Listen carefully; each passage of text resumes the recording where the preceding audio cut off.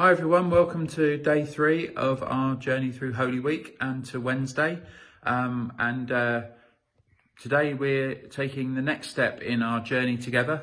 And if we look at our map, on day 1 we came along the side of the Antonio Fortress to the corner here. Yesterday we took the S-Bend and we looked at the stations 3, 4 and 5. And today we start this long journey up towards the Church of the Holy Sepulchre itself and to Golgotha. And one of the things the guidebooks often don't talk about is how the steps get steeper and the path narrows and indeed can get darker. And so we just realised it actually got tougher for Jesus as we take these next steps. So let's move on to today and to the first of our stations, station 6.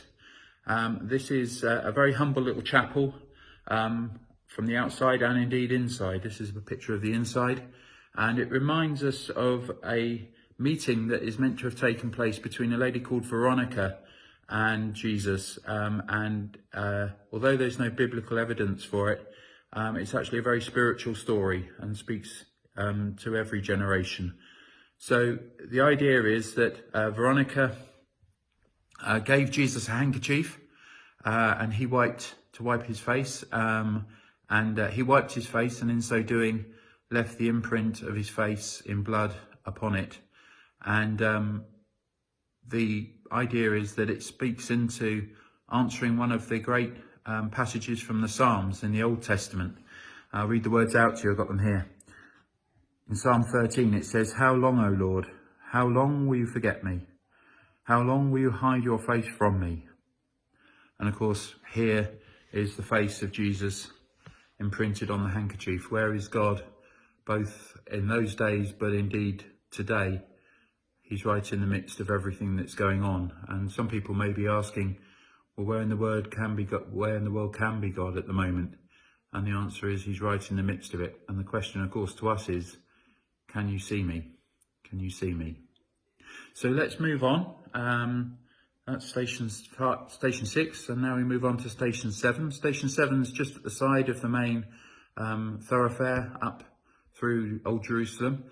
And inside this little chapel, it's dedicated to the second falling of Jesus. And you can see the sculpture at the back of the church there. And here it is again depicted in art. And that speaks to me about the idea of exhaustion, really. By this point, it shows Jesus in the picture as carrying his cross, but of course Simon of Cyrene was still carrying his cross at that point. And Jesus is totally exhausted. One of the books about the stations of the cross talks about the physical effects of what would be happening to Jesus's body at this point. It goes into quite some detail, and it's not easy reading. But the point then is, well, how often it is that we may fall once in our lives. We may make a mistake, we may behave badly or whatever, and we've made that mistake. What if we fall twice or more than twice?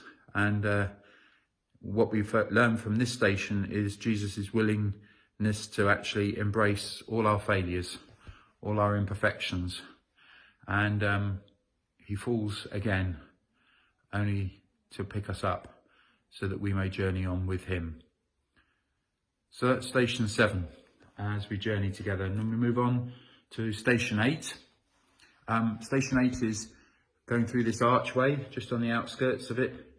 And all you see is there's no chapel at this one. There's a simple placard saying 8th station. And it's meant to resemble a meeting between Jesus and the women of Jerusalem. This needs a little bit of unpacking, but we're beyond the city wall now. We're outside the old city, and these women are the professional mourners. If you remember in the story of Lazarus, there were the professional mourners who came to be with Jesus, and Mary and Martha. And Jesus speaks about this in Luke chapter 23, and he's quite challenging back to these women, because what he encourages us to see is this isn't it's not about play acting. It's not about going through the motions. One of the great lines from C.S. Lewis is that maybe even God didn't fully know whether this would all work out for the good in the end, but he was committed to doing so. And here Jesus is committed to going into uncertainty, and we're living in uncertain times, and Jesus calls us to not avoid it or hold it at arm's length, but indeed to go through it with him in faith and in trust. And for that's what he came to do and to be for us. So yeah, hopefully you've got something out of this little video, and hopefully you'll have another day tomorrow as we journey closer now to Golgotha and to the Church of the Holy Sepulchre.